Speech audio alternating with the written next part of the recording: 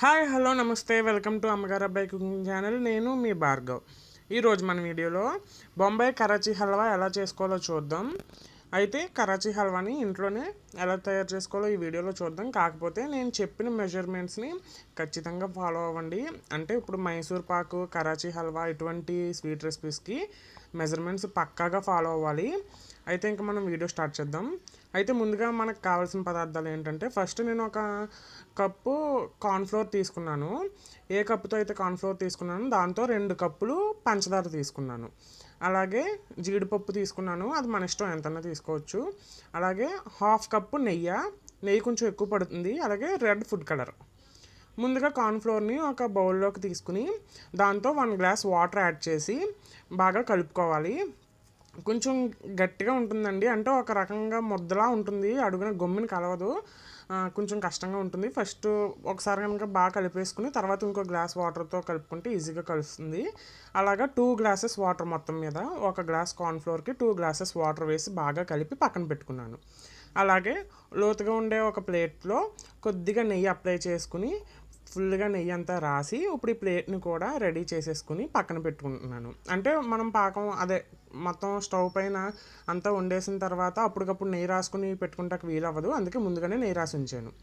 అయితే ఇప్పుడు stove on చేసి ప్యాన్ పెట్టి తీసుకున్న 2 గ్లాసెస్ షుగరు, ఒక హాఫ్ గ్లాస్ వాటర్ యాడ్ చేసి పంచదార మొత్తాన్ని కరిగించుకోవాలి. కరిగితే సరిపోతుందండి, పాకం రావాల్సిన అవసరం అయితే ఏమీ లేదు. ఇప్పుడు ఈ పంచదార షుగర్ వేసాం కదా, ఇప్పుడు దాన్ని మిక్స్ చేసుకుంటూ పంచదారని కరిగించుకోవాలి. పంచదార మొత్తం కరిగిపోయిన తర్వాత మనం ఆల్రెడీ మిక్స్ చేసి పెట్టుకున్న కార్న్ఫ్లోర్ ఉంది కదా, దాన్ని ఇంకొకసారి బాగా కలుపుకోవాలి. ఎందుకంటే పిండంతా అడుక్కెళ్ళిపోయి ముద్దలా ఫామ్ అయిపోతుంది. కాబట్టి ఒకసారి బాగా కలుపుకుని ఇప్పుడు మనం ఆ పాకంలోకి దాన్ని యాడ్ చేసేసుకోవాలి. కలుపుకుంటూ యాడ్ చేసేసుకుని మీడియం ఫ్లేమ్ పైనే ఉంచుకుని నిదానంగా కలుపుకుంటూ ఉండాలి. బాగా కలుపుతూనే ఉండాలండి. ఇప్పుడు ఇంకా స్టార్టింగ్ కొంచెం పర్లేదు, అది కలవడానికి థిక్గా ఫామ్ అవ్వడానికి కొంచెం టైం పడుతుంది. కాబట్టి మీడియం ఫ్లేమ్ మీద ఉంచి కలుపుతూ ఉండాలి. అది కలుపుతూ ఉండేసరికి అడుగు నుండి కొంచెం ముద్దగా ఫామ్ అవుతూ ఉండలు టైప్లో వస్తూ ఉంటుంది. అయితే మనం కలపడం మాత్రం ఆపకూడదు, కలుపుతూ ఉండాలి. ఈ కరాచీ హల్వా చేయడానికి కొంచెం ఓపిక ఎక్కువ ఉండాలండి. ఎందుకంటే మినిమం 40 మినిట్స్ అయినా మనం ఇలా కలుపుతూనే దగ్గరుండి కలుపుతూ చేస్తూనే ఉండాలి. సేమ్ మైసూర్ పాక్కి ఎలా అయితే మనం చేస్తామో అలాగే దీనికి కూడా కొంచెం నెయ్యి ఎక్కువ పడుతుంది. మరి మైసూర్ పాక్ పట్టినంత నెయ్యి పట్టదు, కానీ నెయ్యి కొంచెం ఎక్కువ పడుతుంది.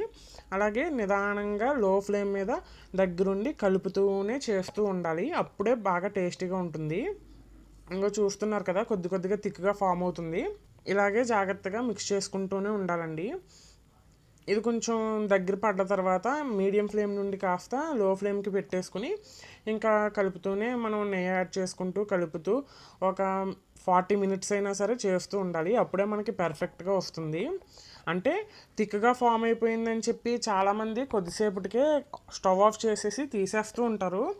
అలా చేయకూడదు. అలా చేసామంటే మనకి కరాచీ హల్వా పర్ఫెక్ట్గా రాదనమాట. హల్వా వస్తుంది కానీ పర్ఫెక్ట్గా ఉండదు. అది తింటే మనకి చాలా మెత్తగా స్మూత్గా ఉంటుంది.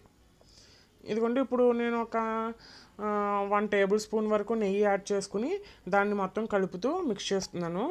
మనం ఎక్కువసేపు ఉడికించుకుంటేనే కనుక అది పర్ఫెక్ట్ కరాచీ హల్వా లాగా. అంటే కొంచెం కరాచీ హల్వా ఎలా ఉండాలంటే కొంచెం రబ్బర్ టైప్లో సాగుతున్నట్టుగా ఉంటేనే పర్ఫెక్ట్గా ఉంటుంది. అలా కాకుండా మనం ఎక్కువసేపు చేయకుండా కొద్దిసేపే చేస్తే కనుక అది మెత్తగా స్మూత్గా వస్తుంది, బాగోదు.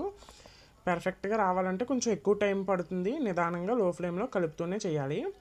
ఇప్పుడు ఇంకొంచెం నెయ్యిని యాడ్ చేసుకుంటున్నాను. ఇంకొంచెం నెయ్యి యాడ్ చేసి మళ్ళీ కలుపుతున్నాను. అలా లో ఫ్లేమ్లో నిదానంగా కొద్దిగా నెయ్యి యాడ్ చేసుకుంటూ కలుపుతూనే ఉండాలి. నెయ్యి నాకు హాఫ్ కప్ కన్నా కొంచెం ఎక్కువే పట్టిందండి.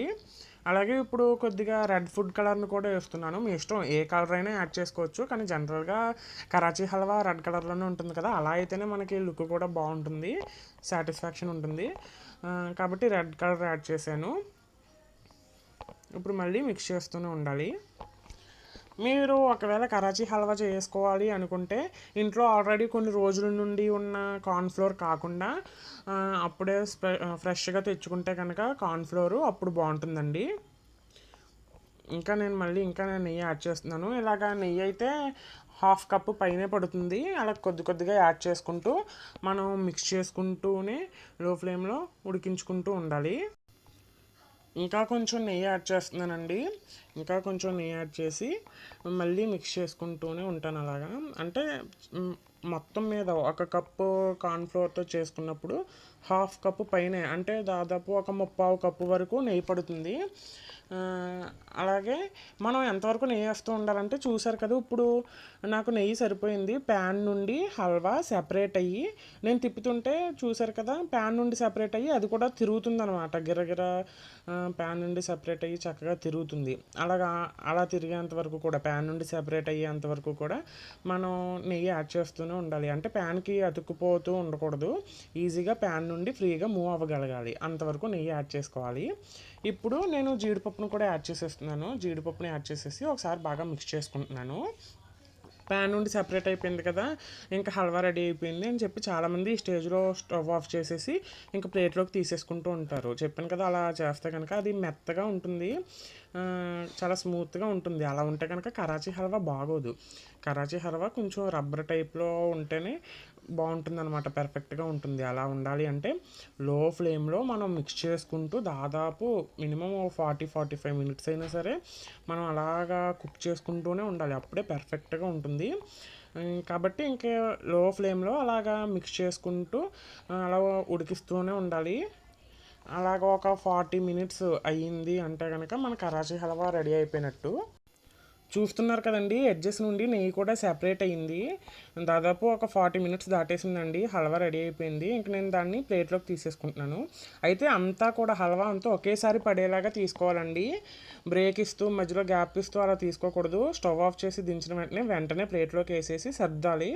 అలా బాగా సర్దిన తర్వాత ఇప్పుడు దీనిపైన డ్రై ఫ్రూట్స్ని సన్నగా కట్ చేసుకుని వేసుకుంటే, గార్నిష్ చేసుకుంటే బాగుంటుంది. ఇలాగా గార్నిష్ చేసి దీన్ని ఇప్పుడు ఆరనివ్వాలి, చల్లారాలి. మినిమము ఒక గంట సేపు అయినా చల్లారిన తర్వాత ఒక ప్లేట్లోకి తిప్పుకుని ఒకసారి ట్యాప్ చేస్తే అది ప్లేట్ నుండి ఈజీగా ఊడొస్తుంది. ఇప్పుడు ఒక నైఫ్ తోటి చక్కగా మనకు కావాల్సిన షేప్లో దీన్ని కట్ చేయొచ్చు. అయితే పూర్తిగా చల్లారిన తర్వాతే మీరు కట్ చేయండి, ఈజీగా కట్ అవుతుంది. నైఫ్కి కూడా కొద్దిగా నెయ్యి అప్లై చేసి కట్ చేశారంటే బాగా కట్ అవుతుంది. నేను పూర్తిగా చల్లారకుండానే కట్ చేసేసాను కాబట్టి ఇంకా నైఫ్కి కూడా నెయ్యి గట్ట ఏం అప్లై చేయలేదు, ఇంకా వేడి ఉంది కాబట్టి సరిగ్గా కట్ అవ్వలేదు, స్మూత్గా కట్ అవ్వలేదు. కాబట్టి మీరు మాత్రం కొంచెం చల్లారిన తర్వాత నీట్గా కట్ చేయండి, చాలా బాగుంటుంది. అంతే అండి, మన కరాచీ హల్వా రెడీ అయిపోయింది.